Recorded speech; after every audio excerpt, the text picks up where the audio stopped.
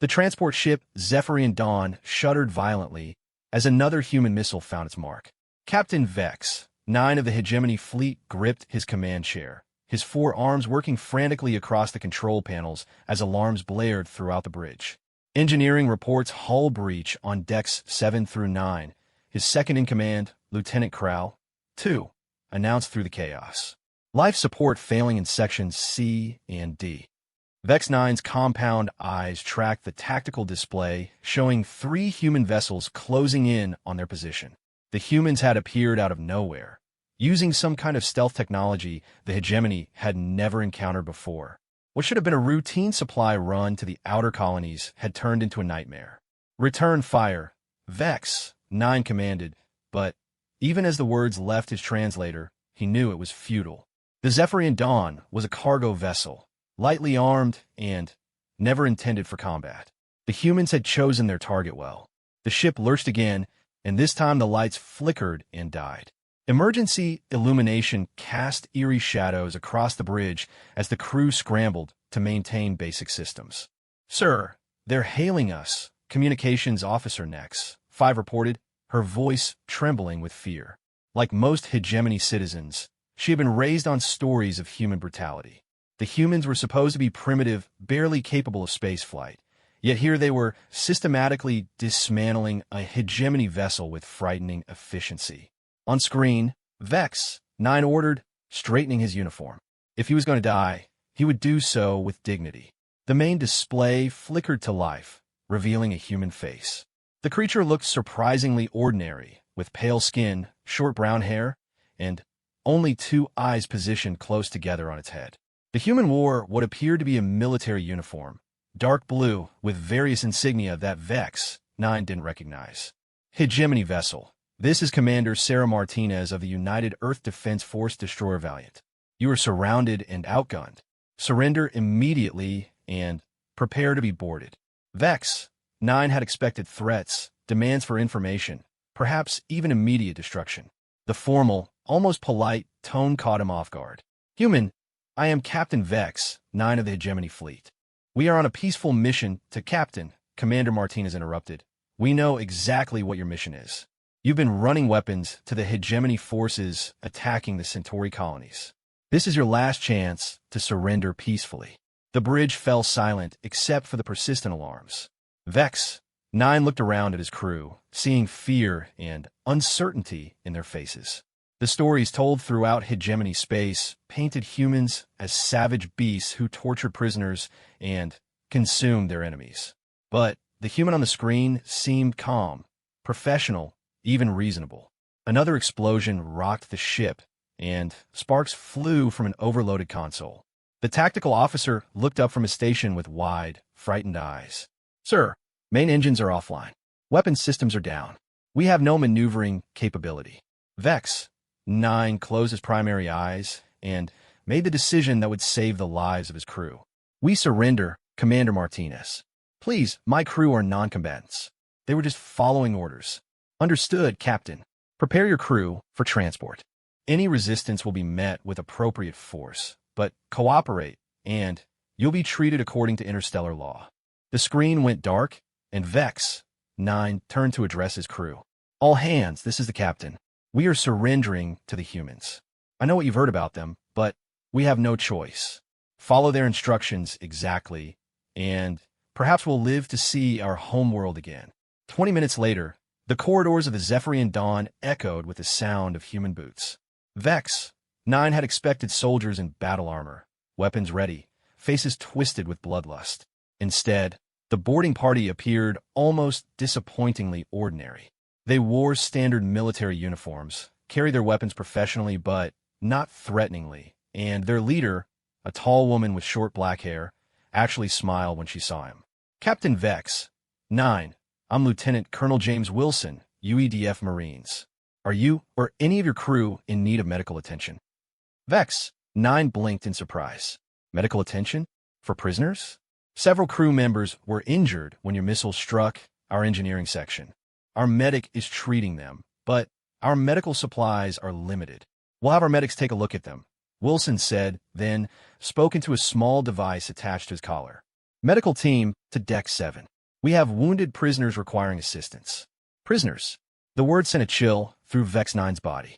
In hegemony military doctrine, prisoners were liabilities to be eliminated or, at best, interrogated until they were no longer useful. The fact that these humans seemed concerned about their welfare was either an elaborate psychological trick or something unprecedented. If I may ask, Vex, 9 said carefully, what will happen to my crew? Wilson, consider the question for a moment. You'll be transported to a prisoner of war facility on Earth. You'll be housed, fed, and treated according to the Geneva Convention and the Interstellar Code of Conduct. Your crew will be separated from officers for standard interrogation, but no one will be harmed. The Geneva Convention? Vex. 9 had never heard the term, but the human's tone suggested it was something important, something that governed how prisoners were treated. The concept was foreign to him, but oddly reassuring. Over the next hour, Vex, 9 watched in fascination as the human boarding party methodically, but gently secured his crew. The wounded were indeed treated by human medics who worked with surprising skill, adapting their techniques for alien physiology. No one was beaten, threatened, or abused. The humans were professional, efficient, and strangely courteous. When it came time to board the human transport, Vex, 9 found himself walking alongside Wilson.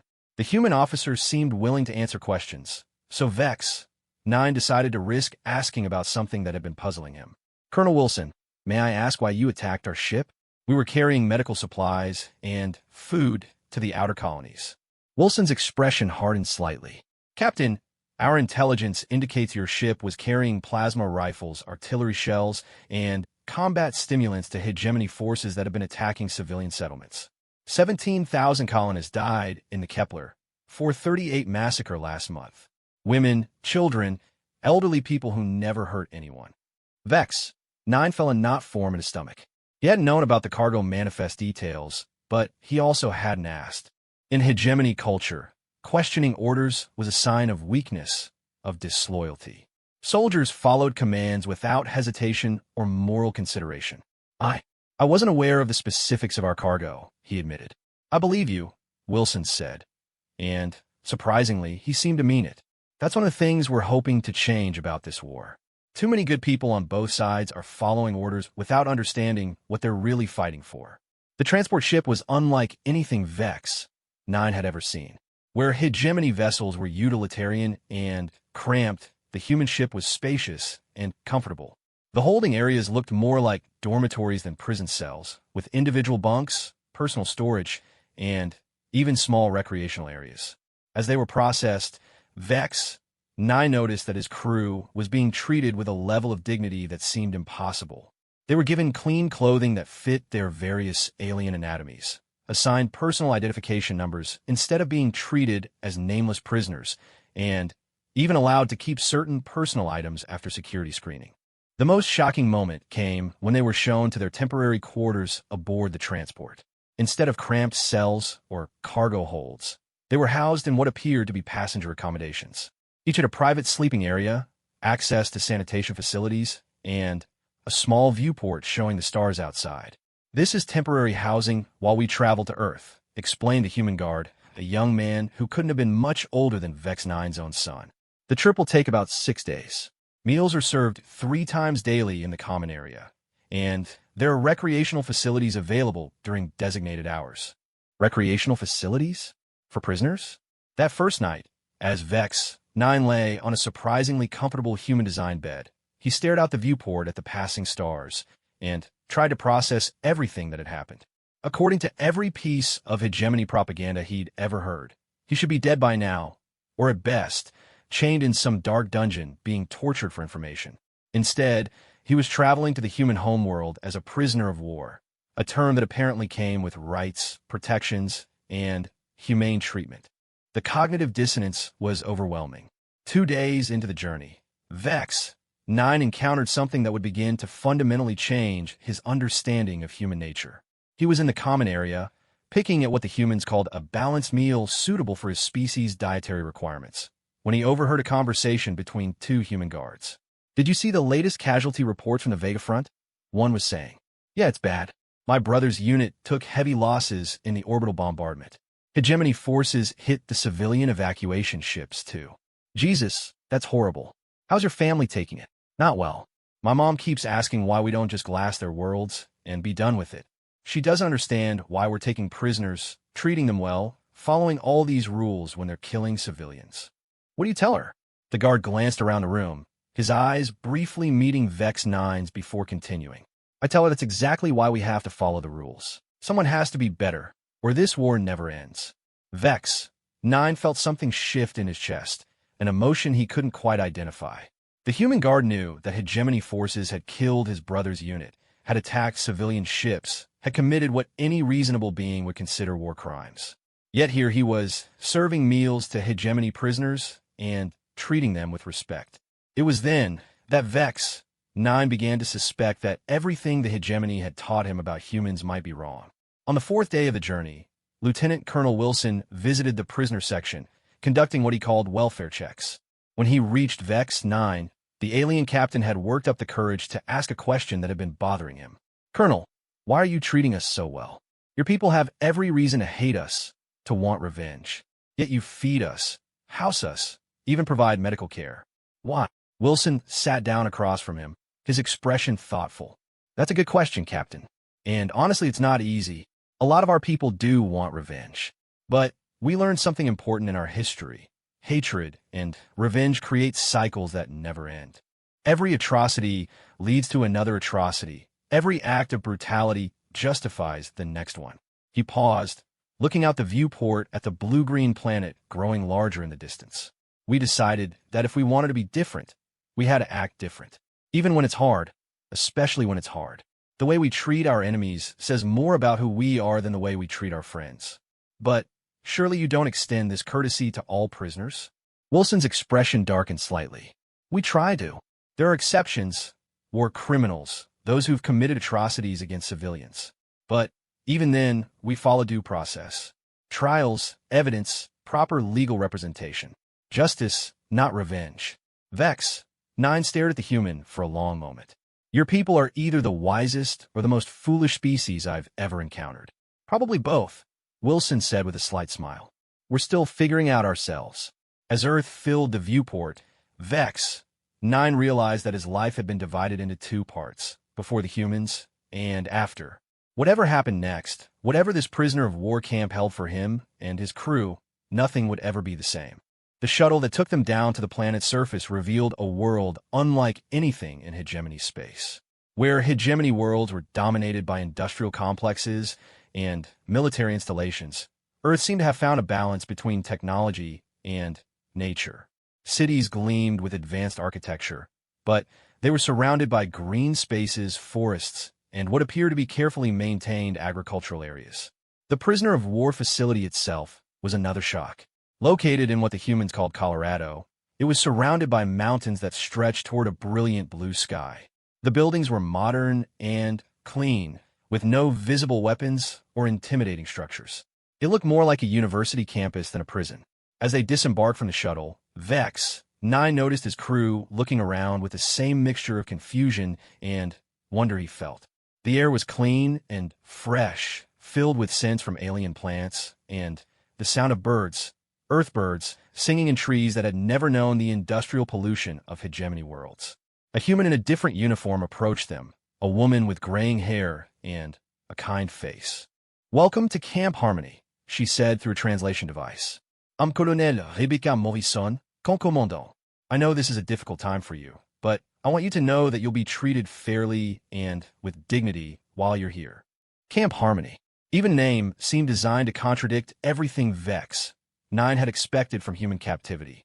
As they were processed through what the humans called in-processing, Vex 9 marveled at the systematic yet humane way everything was handled.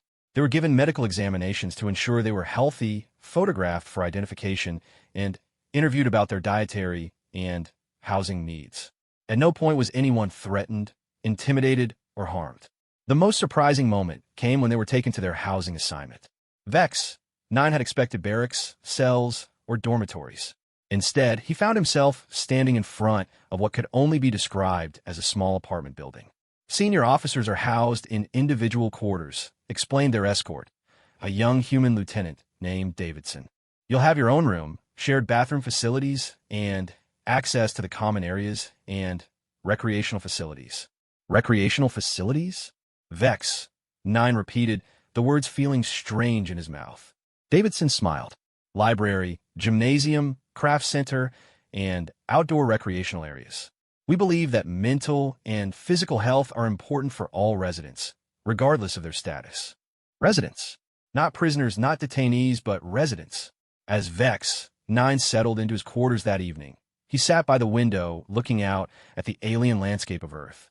The sunset painted the mountains in shades of orange and purple he had never seen before, and somewhere in the distance, he could hear human children laughing as they played in a nearby town. For the first time since his capture, Vex, 9 allowed himself to think about the future. Not just survival, but the possibility that this experience might change him in ways he couldn't yet understand. The humans had shown him a different way of conducting war, a different way of treating enemies, a different way of being civilized. Tomorrow, he would begin to discover just how different human civilization really was. But tonight, he simply watched the sunset and tried to process the impossible reality that he was a prisoner of war who had been treated better in human captivity than he had been in many hegemony military postings. The first chapter of his education in human nature was complete, and he suspected the lessons had only just begun. The first full day at Camp Harmony began with something Vex, 9 never expected: choices. When the humans woke the prisoners at what they called 700 hours, they weren't herded to a communal feeding trough or given standard rations. Instead, Lieutenant Davidson appeared at Vex 9's door with a tablet computer and an apologetic expression. "Good morning, Captain. Sorry to wake you, but we need to go over some options for your daily routine. First, let's talk about meals." Vex, 9, still groggy from his first night's sleep in actual human-designed furniture, blinked at the young officer. "Options. We have 3 meal periods daily, but attendance is flexible. Some residents prefer to eat at their own pace. We also have different dietary options based on your species' nutritional needs." Davidson showed him the tablet, which displayed what appeared to be a menu with multiple choices for each meal. "You're asking me what I want to eat?" Vex, 9 asked, genuinely confused. "Well, within reason, yes. Our nutritionists have worked up several meal plans that meet your species' dietary requirements while still being, hopefully, enjoyable to eat." Enjoyable to eat. In hegemony military service, food was fuel, nothing more. Meals were efficient distributions of necessary calories and nutrients, usually in paste or pellet form. The idea that food could be enjoyed was almost alien to him. After selecting what the humans called breakfast option B from the tablet, Vex, 9 made his way to the dining facility. The building was large and airy, with windows that looked out onto the surrounding mountains. Instead of the long metal benches he expected, there were tables of various sizes, some designed for different alien anatomies. The serving area was equally surprising. Instead of a single line dispensing identical rations, there were multiple stations offering different foods. Humans in white uniforms, not soldiers but civilians, staffed each station and seemed genuinely interested in helping prisoners find foods they might enjoy. Vex, 9 approached one station where several of his crew members were already gathered, looking uncertain. The human behind the counter, a middle-aged woman with kind eyes, smiled when she saw him. "Good morning. You must be Captain Vex, 9. I'm Maria Santos, head nutritionist. I've been working on some breakfast options that should work well for your species' digestive system." She gestured to several dishes that looked nothing like military rations. There were items that appeared to be grains mixed with what might be fruits, liquids that steamed pleasantly in containers, and various protein sources prepared in ways Vex, 9 had never seen. "This is oatmeal with berries," Maria explained, pointing to one dish. "It's a human comfort food, but we've adjusted the nutritional content for your needs. And this is what we call scrambled eggs with herbs from our garden. The protein structure should be similar to what you're used to, but the preparation is different." Comfort food. Another strange concept. Food that provided comfort, not just sustenance. As Vex, 9 tried to decide what to sample, he noticed movement at another station. His second-in-command, Lieutenant Crowell, 2, was standing before a display case filled with various colorful items, looking completely bewildered. A young human in a white coat was explaining something enthusiastically, but Crowell, too, looked like he was about to flee. "Excuse me, Vex," 9 said to Maria, but my officer seems confused. May I help him? Of course. Actually, you might want to see this too. It's something special. Vex. 9 approached Crowl, 2, who was staring at the display case with an expression of complete bewilderment. Inside were dozens of containers filled with what appeared to be some kind of frozen substance in various colors and textures. Sir, Crowl 2 said when he saw Vex. 9 approaching, this human is trying to explain something called ice cream, but I don't understand what it's for. The young human, whose name tag identified him as Kyle, nutritional assistant, beamed at them both. Ice cream is one of humanity's greatest achievements. It's a frozen dairy product that comes in hundreds of flavors. We weren't sure if your species could digest dairy, so we've also got some fruit-based versions that should work for you. Vex. 9 examined the display more closely. The frozen substances were indeed various colors, some with visible pieces of what might be fruits or nuts mixed in. It looked nothing like any food he had ever encountered. But what is its nutritional purpose? Crowl 2 asked. Is it a supplement? Emergency rations. Kyle's expression shifted to something that might have been pity mixed with excitement. Oh no, it's not for nutrition, really. I mean, it has some nutritional value, but that's not the point. Ice cream is for pleasure. It tastes good. It feels good to eat, especially on hot days. It makes people happy. The concept hit Vex, 9 like a physical blow. Food designed purely for pleasure? Food meant to make people happy? In all his years in hegemony space, he had never encountered such an idea. Would you like to try some? Kyle asked. I'd recommend starting with vanilla. It's mild and sweet. Or maybe strawberry. The fruit flavor might be familiar.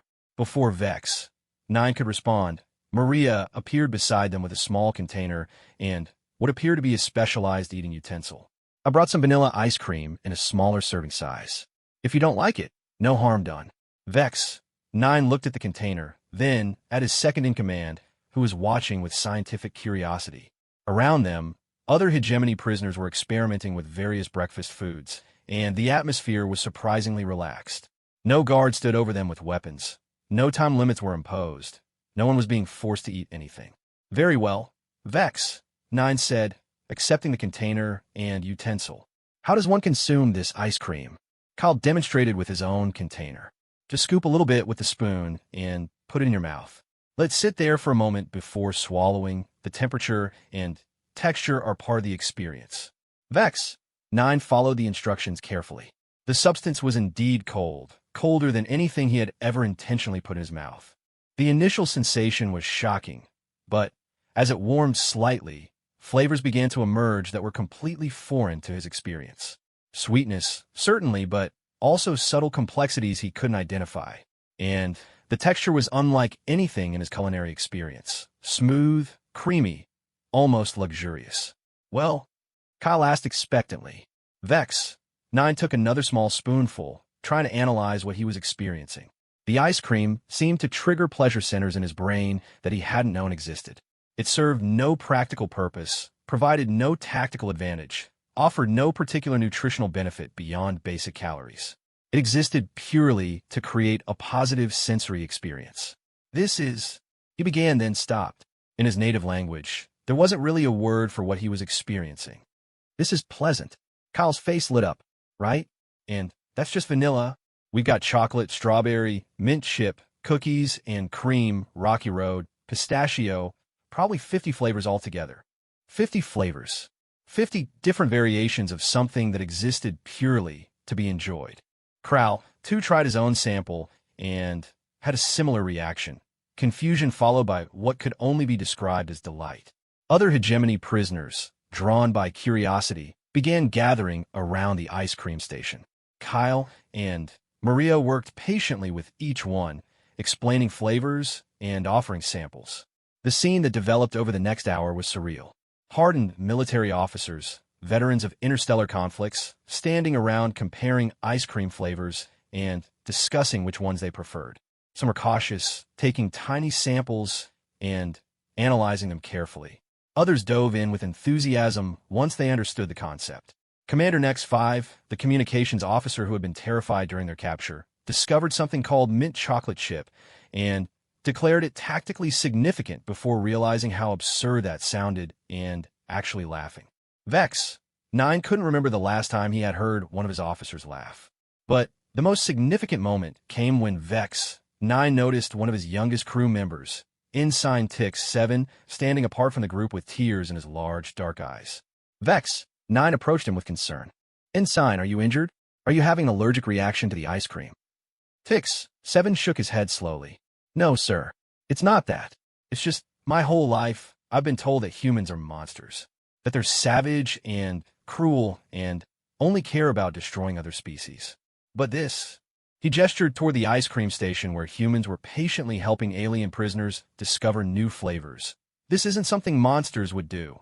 The young ensign's words hit Vex 9 harder than any enemy weapon ever had. Because they were true. No species bent on conquest and destruction would invest time, effort, and resources in creating dozens of varieties of frozen dessert purely for the pleasure of eating it.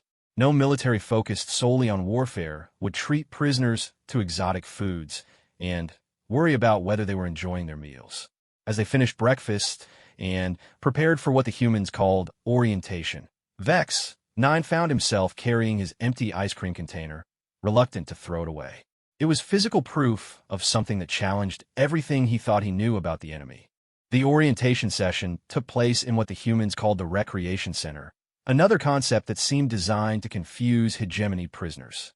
The building contained facilities for various physical activities, creative pursuits, and what appeared to be entertainment systems. The idea that prisoners would be encouraged to engage in recreation was as foreign as ice cream had been. Colonel Morrison, the camp commandant, addressed the assembled prisoners with the same professional courtesy they had encountered since their capture. Ladies and gentlemen, she began, using a term of respect that was never applied to prisoners in hegemony culture. Welcome to Camp Harmony. I want to begin by explaining what this facility is and what you can expect during your stay here. Stay, not imprisonment, not detention, but stay as if they were guests. This facility operates under the principles of the Geneva Convention, the Interstellar Accords on Treatment of Prisoners, and United Earth Defense Force regulations. You will be housed comfortably, fed adequately, provided with medical care, and allowed to communicate with your family subject to security restrictions. Communicate with families. Vex 9 hadn't expected to ever speak to his mate or offspring again. The possibility that the humans would allow such communication was almost too much to hope for. You are not required to provide any information beyond your name, rank, and service number. However, we encourage voluntary participation in our cultural exchange programs, educational opportunities, and recreational activities. Cultural exchange programs? Educational opportunities? These were not terms typically associated with military prisons. Colonel Morrison continued, Our goal here is not punishment or retribution. Our goal is to demonstrate that there are alternatives to the cycle of violence that has characterized this conflict. We hope that when this war ends, and it will end, you will return to your people with a different understanding of who humans are and what we stand for. After the orientation, prisoners were given tours of the facility. Vex 9 found himself in a group led by Lieutenant Davidson, who seemed genuinely enthusiastic about showing off the camp's features. The library was the first stop, and Vex 9 was amazed to discover that it contained not only human literature translated into various alien languages, but also works from across the galaxy, including some classic hegemony texts he recognized. The humans had somehow acquired and preserved literature from dozens of species, including some they had never even met in person. We believe, Davidson explained, that understanding different cultures and perspectives is essential for peace. We've been collecting and translating works from across the galaxy for decades. The gymnasium contained equipment adapted for various alien anatomies, allowing prisoners to maintain physical fitness according to their species' needs. The Crafts Center provided materials for artistic and creative pursuits. There was even a music room with instruments from multiple worlds. But the most shocking discovery came at their final stop, a small building Davidson identified as the commissary. This is where you can purchase personal items, snacks, beverages, and other comfort items, he explained. You'll receive a small allowance credited to your account weekly, where your families can transfer funds if they choose to. Purchase. The word seemed surreal in the context of a prison camp. Inside the commissary, Vex 9 found shelves stocked with items from across the galaxy. There were foods, hygiene products, reading materials, games, and personal electronics. But What caught his attention was a large refrigerated section filled with beverages, including several he didn't recognize. "What are these?" he asked Davidson, pointing to brown bottles with colorful labels. "Oh, those are soft drinks. Carbonated beverages in various flavors. That one's Coca-Cola. It's probably the most popular human beverage after water and coffee." Vex, 9 examined the bottle more closely. Like ice cream, it seemed to serve no practical purpose. "Is this a nutritional supplement?" Davidson laughed. "Not really. It's just refreshing. It tastes good and provides a little caffeine and sugar. People drink it because they enjoy it. Another pleasure item. Another product that existed purely to enhance the quality of life." "May I try one?" Vex, 9 asked. "Absolutely. Here, let me get you one that's cold." Davidson opened the bottle and handed it to Vex, 9, who examined the dark liquid suspiciously before taking a cautious sip. The sensation was immediate and startling bubbles, sweetness, and complex flavors he couldn't identify. Like the ice cream, it seemed designed to trigger pleasure responses. "Interesting," he said, taking another sip. "It's quite pleasant. Wait until you try it with pizza," Davidson said with a grin. "That's tomorrow night's dinner option." As they walked back to the housing area, Vex, 9, carried his Coca-Cola and reflected on the day's revelations. In the space of a few hours, he had been introduced to concepts that fundamentally challenged his understanding of civilization, warfare, and the nature of his supposed enemies. The humans didn't just provide adequate care for their prisoners, they provided luxuries. They offered choices, entertainment, education, and personal comfort. They had created an entire industry around products that existed purely to make life more pleasant. That evening, as Vex, 9, sat in his quarters sipping his Coca-Cola and watching the sunset over the alien mountains, he began to understand something profound. The humans weren't just technically advanced or militarily powerful. They had achieved something the hegemony had never even considered: a society where individual happiness and comfort were valued, where even enemies were treated with dignity, where the quality of life mattered as much as survival. It was a revelation that would change everything he thought he knew about the war, about his people, and about what civilization could become. Tomorrow would bring new discoveries, new challenges to his worldview. But tonight, as he finished his Coca-Cola and prepared for sleep in comfortable human-provided bedding, Vex, 9, allowed himself to imagine a future where such luxuries and kindnesses might be possible in hegemony space. It was a dangerous thought, perhaps even treasonous. But as he drifted off to sleep, he found himself hoping that someday, someone in the hegemony might taste ice cream and discover what he had discovered today, that there were better ways to live and better ways to treat each other than anything he had ever known. 3 weeks into his stay at Camp Harmony, Vex, 9, had established what the humans called a routine.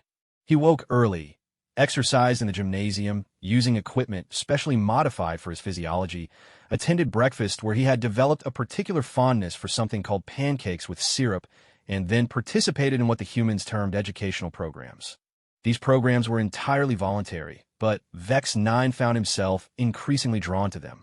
Today's session was being conducted by Dr. Ellen Carter, a human historian who specialized in what she called comparative civilization studies. The classroom was another marvel of human prisoner management.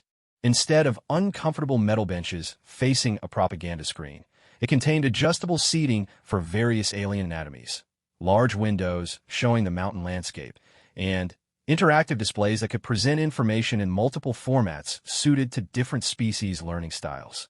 Today, Dr. Carter began, "I'd like to talk about the concept of human resilience and how it shaped our approach to conflict resolution." Vex, 9, settled into his seat, one of about 20 hegemony prisoners who had chosen to attend. Over the past weeks, attendance at these sessions had actually increased rather than decreased, which seemed to surprise even the humans. Human history, Dr. Carter continued, is characterized by an unusual pattern. We are perhaps the only known species that has repeatedly faced near extinction and not only survived, but used those experiences to become more compassionate rather than more ruthless. She activated the room's display system, showing images of what appeared to be devastated human cities and landscapes. These are photographs from our 2 world wars, global conflicts that killed hundreds of millions of humans and devastated entire continents. By any reasonable standard, these wars should have made us the most militaristic, vengeful species in the galaxy. The images were disturbing, showing destruction on a scale that matched anything Vex 9 had seen in interstellar warfare. Ruined cities, mass graves, industrial facilities clearly designed for killing. It was exactly the kind of imagery the hegemony used in its propaganda about human savagery. But something interesting happened after each of these conflicts, Dr. Carter said, changing the display to show different images. Instead of becoming more brutal, we became more committed to preventing such wars from happening again. The new images showed humans working together to rebuild destroyed cities, establishing international organizations, and providing aid to former enemies. Vex 9 recognized some of the architectural styles from his current surroundings, the same aesthetic principles that made Camp Harmony feel more like a resort than a prison. After a Second World War, we established something called the Marshall Plan, where we spent enormous resources helping rebuild the nations we had just been fighting against. We created international laws governing the treatment of prisoners, civilians, and refugees. We developed economic systems designed to make war less profitable than peace. Lieutenant Crowell, too, who was sitting beside Vex 9, raised one of his forearms. Dr. Carter, I don't understand. If your enemies had just tried to destroy you, why would you help them rebuild? Why not simply eliminate them while they were weak? Dr. Carter smiled, and Vex 9 had learned to recognize this expression as indicating she was about to say something she considered important. That's an excellent question, Lieutenant. The answer gets to the heart of what makes humans unusual. We discovered that defeating an enemy and destroying an enemy are two different things. When you destroy an enemy, you create the conditions for future conflict. When you defeat an enemy and then help them rebuild into something better, you create the possibility of a future ally. She showed images of what appeared to be massive human cities, gleaming with advanced technology and bustling with activity. These are photographs of Tokyo, Berlin, and Seoul, all cities that were heavily damaged during human wars. Today, they're among Earth's most prosperous cities, and Japan, Germany, and South Korea are among humanity's closest allies. The concept was staggering. Vex 9 tried to imagine the hegemony pouring resources into rebuilding worlds they had conquered, treating former enemies as potential partners. It was not only impossible to imagine, it would be considered treasonous madness. After the class, Vex 9 found himself walking through the camp's recreational areas, trying to process what he had learned. The outdoor spaces were particularly confusing to him. Large areas maintained purely for aesthetic pleasure, with plants and walking paths that served no practical purpose beyond making the environment more pleasant. He wasn't alone in his confusion. Many of the hegemony prisoners spent hours in these areas, simply trying to understand why the humans would invest so much effort in creating beautiful spaces for their enemies to enjoy. Today, he encountered something that would deepen his bewilderment even further.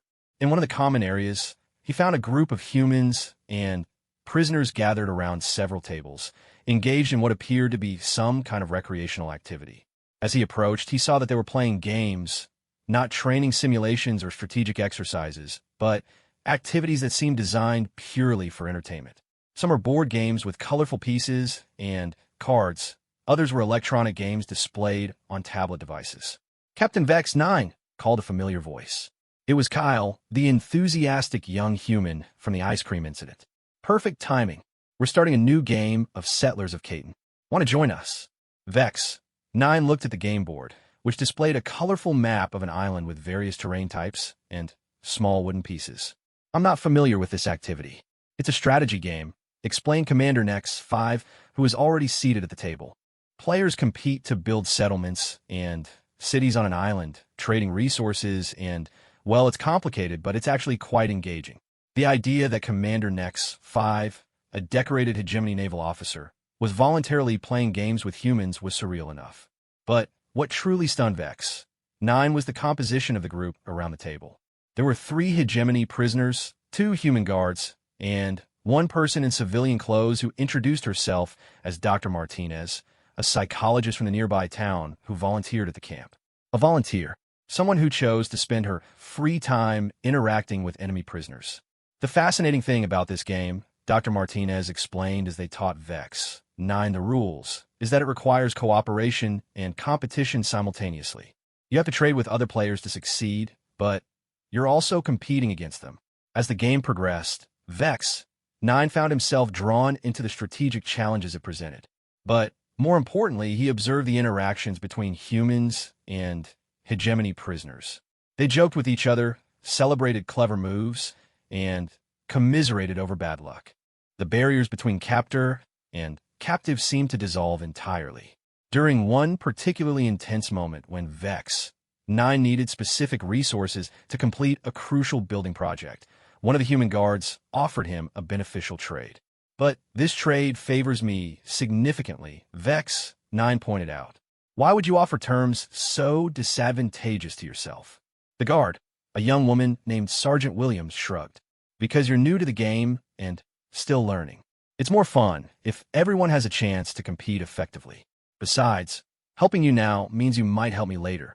The concept of helping an enemy for purely altruistic reasons, with no guarantee of future benefit, was so foreign to Vex, 9 that he stared at her for several seconds before accepting the trade. As the weeks passed, Vex, 9 found himself participating in more and more camp activities. There were book clubs where humans and aliens discussed literature from across the galaxy, sports activities adapted for mixed species participation, and even what the humans called cooking classes, where prisoners could learn to prepare Earth foods. It was in one of these cooking classes that Vex, 9 experienced what he would later consider the turning point of his entire worldview. The class was being taught by Maria Santos, the nutritionist who had introduced him to ice cream on his first day.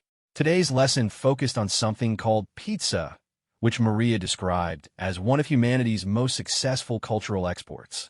Pizza, she explained to the mixed group of humans and aliens gathered in the teaching kitchen, is interesting because it represents human adaptability and inclusion.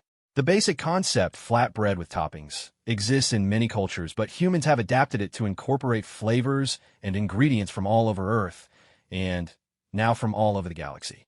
The kitchen was equipped with multiple food preparation areas designed for different alien anatomies, and Maria had prepared ingredients suitable for various species' dietary requirements. The beautiful thing about pizza, she continued, is that everyone can make it their own.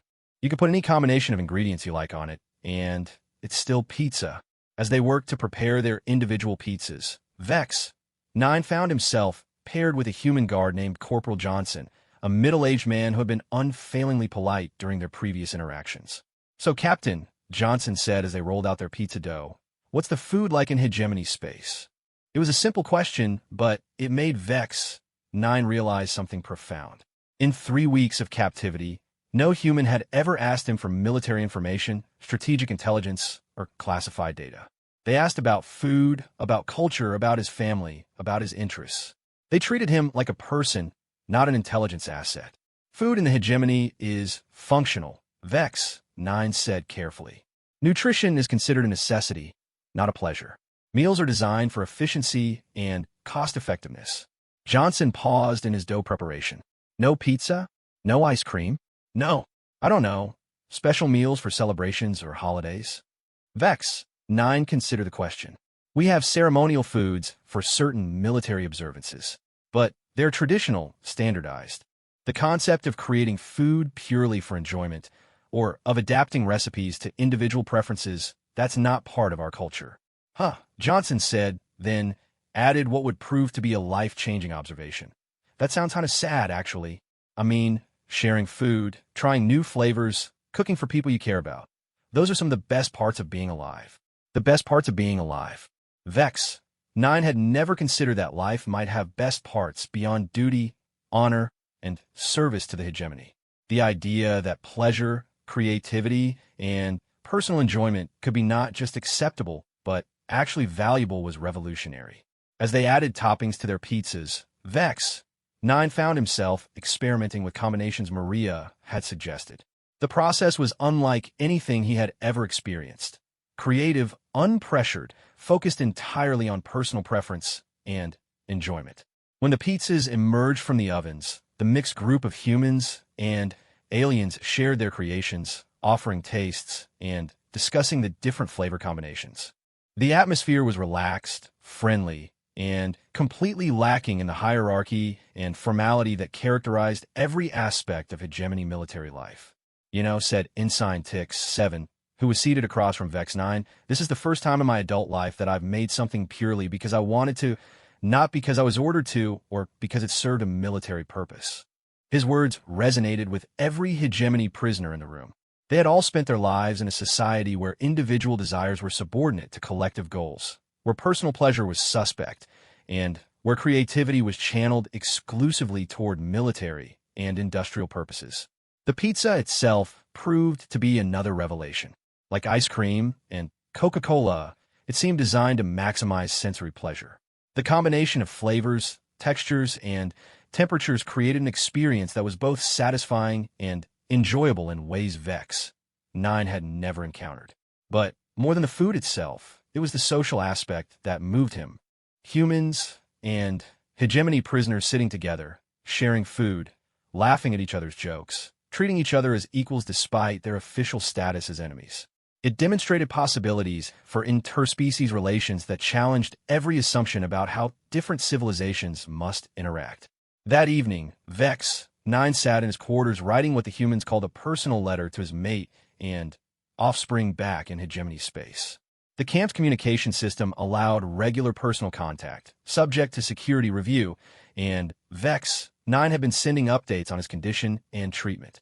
Tonight's letter was different from his previous communications.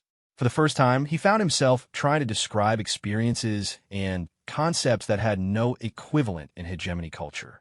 "My beloved Ket 4," he wrote, "today I learned to make something called pizza, which is a type of food that exists purely to be enjoyed. I know this sounds impossible, but the humans have entire industries devoted to creating products that serve no purpose other than making life more pleasant. They treat this not as wasteful frivolity, but as an essential part of civilization. I am beginning to understand that what we have been told about humans may be fundamentally incorrect. They're not savage destroyers driven only by conquest and violence. They are perhaps the most sophisticated civilization we have ever encountered, but their sophistication is focused on different goals than ours. Where we have perfected efficiency, they have perfected comfort. Where we have maximized military capability, they have maximized quality of life. Where we have created unity through conformity, they have created diversity within cooperation. I do not know what this means for the war or for our future, but I know that I am not the same being who was captured 4 weeks ago. The humans have shown me possibilities I never knew existed, and I find myself wondering what our civilization could become if we embrace some of their approaches to life."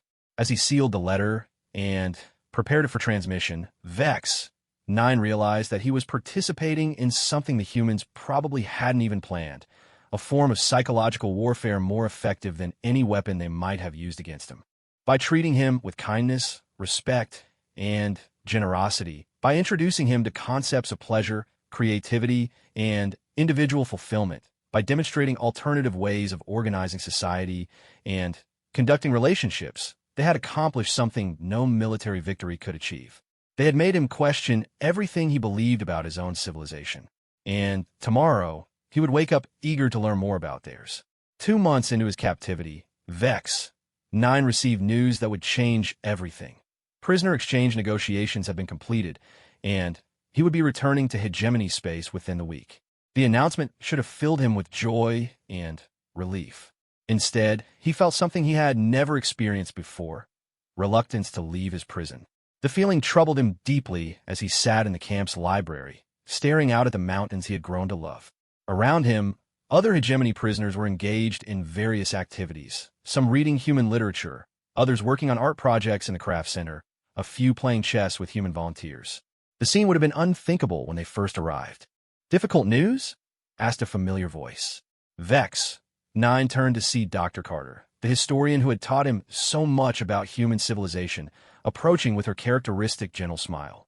"Dr. Carter, yes, I've just learned I'll be returning home soon. It should be good news." She sat down across from him, her expression thoughtful. "But it doesn't feel like good news." Vex 9 considered how to answer. Over the past weeks, he had grown comfortable with the human concept of emotional honesty, another revolutionary idea in his experience. "I find myself conflicted. When I was captured, I expected to die, or, at best, to suffer until the war ended. Instead, I've experienced things I never knew were possible. I've learned about concepts that don't exist in my civilization. I've seen how different intelligent beings can live, how they could treat each other. And now I must return to a world where none of this is possible. Dr. Carter nodded slowly. That's one of the unfortunate consequences of cultural exchange. Once you've seen different ways of living, it becomes difficult to accept that your original way is the only way. But that's exactly what I must do. Vex, Nine said, his voice heavy with the sadness he was only beginning to understand. I cannot return to the hegemony and tell them that humans create frozen desserts in 50 flavors for pure pleasure, or that they allow their prisoners to choose their own meals and pursue creative activities. I cannot explain that some humans volunteer their time to play games with enemy captives, or that they invest enormous resources in making their enemies comfortable. Why not? The simple question hung in the air between them. Vex, Nine stared at Dr. Carter, realizing that she was asking something that went to the heart of everything he had been struggling with. Because, he said slowly, it would be considered treason. The hegemony's entire social structure is built on the premise that we are the most advanced civilization in the galaxy, and that other species are either inferior and must be conquered or threats that must be eliminated. To suggest that humans have achieved something we have not, that their way of life might be preferable to ours, would undermine the foundation of everything we believe. And yet, Dr. Carter said gently, "You do believe it's preferable, don't you?" The words hit him like a physical blow, because they were true. Somewhere over the past 2 months, without realizing it, he had come to believe that human civilization was not just different from the hegemony, but better, more compassionate, more focused on the things that actually mattered for individual happiness and fulfillment. Yes, he admitted quietly, I do believe it's preferable, and that terrifies me. Dr. Carter leaned forward slightly. Captain, may I tell you something that might help? You're not the first person to go through this experience. Humans have been through it too, in our own history. She activated the table's display system, showing images of what appeared to be historical human documents and photographs. These are records from after a civil war, our world wars, and other conflicts where Americans were exposed to different ways of life. Many soldiers returned home with new perspectives on how society could be organized, how people could be treated, what was truly important in life. And many of them struggled with the same question you're facing. How do you integrate new understanding with loyalty to your original society? The images showed humans in military uniforms, some writing letters, others speaking to groups of civilians, many looking as conflicted as Vex, Nine felt. What did they do? He asked. They became agents of change. Slowly, carefully, often at great personal risk, they worked to bring the best ideas they had encountered back to their own society. They didn't try to overthrow everything at once, but they planted seeds. They shared experiences. They demonstrated alternatives. Dr. Carter changed the display to show more recent images. Humans working alongside aliens, mixed communities, cooperative projects spanning multiple species. The human society you've experienced didn't emerge overnight.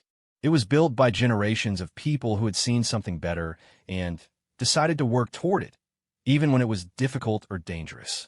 Vex, Nine studied the images, seeing patterns he was only beginning to understand. You're suggesting that I could do something similar in hegemony space. I'm suggesting that you might be uniquely positioned to do something similar. You're a decorated officer with an impeccable service record. You've experienced both systems firsthand. You understand both the strengths of hegemony culture and the possibilities offered by human culture. Before Vex, Nine could respond, Lieutenant Davidson approached their table, carrying what appeared to be official documents. Captain, sorry to interrupt, but I have your repatriation paperwork. There are a few things we need to discuss about the process. As they reviewed the documents, Vex, Nine learned that the prisoner exchange would take place at a neutral space station in the Kepler system.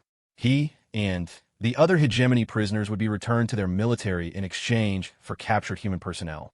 What happens to us after repatriation? Asked Lieutenant Crowell, too, who had joined them for the briefing. Ensign Tix, 7, was explaining the mathematical principles behind hegemony military marches, while Sergeant Williams was demonstrating how human blues music used similar mathematical relationships, but applied them differently to create emotional rather than inspirational effects.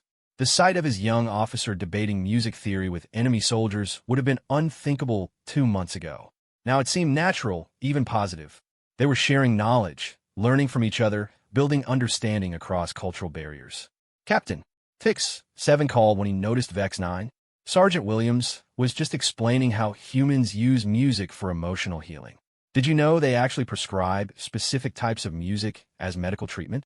Vex 9 joined the group, and over the next hour learn about concepts like music therapy, emotional expression through art, and the human belief that creativity was essential for mental health. It was yet another example of how humans had developed sophisticated approaches to problems the hegemony had never even recognized as problems. As the discussion continued, Vex 9 found himself thinking about Dr. Carter's words earlier that day.